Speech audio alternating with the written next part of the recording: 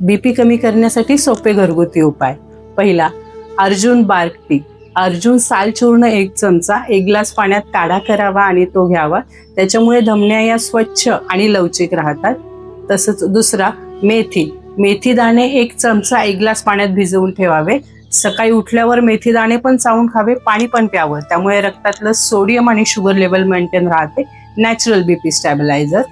मनुके 7 ते 8 मनुके 1 वाटी पाण्यात भिजवून ठेवायचे. सकाळी मनुके पण खावे आणि ते पाणी पण प्यावं. यामुळे पोटॅशियम लेवल वाढते, सोडियम लेवल कमी होते आणि बीपी कंट्रोल राहतो. पिंपळाच्या पानाचा काढा. 4 ते 5 पिंपळाची पानं याचा काढा करून घेणे हे हृदयाला बल्ले ठरतं. रात्री झोपण्याच्या 30 मिनिटं आधी स्क्रीन बंद करावा, नर्वस सिस्टीम रिलॅक्स होण्याकरता. प्राणायामाचे काही प्रकार. शीतली प्राणायाम, भ्रामरी प्राणायाम आणि अनुलोम विलोम हे प्रकार करावेत आणि बीपी पासून लांब राहावं. धन्यवाद.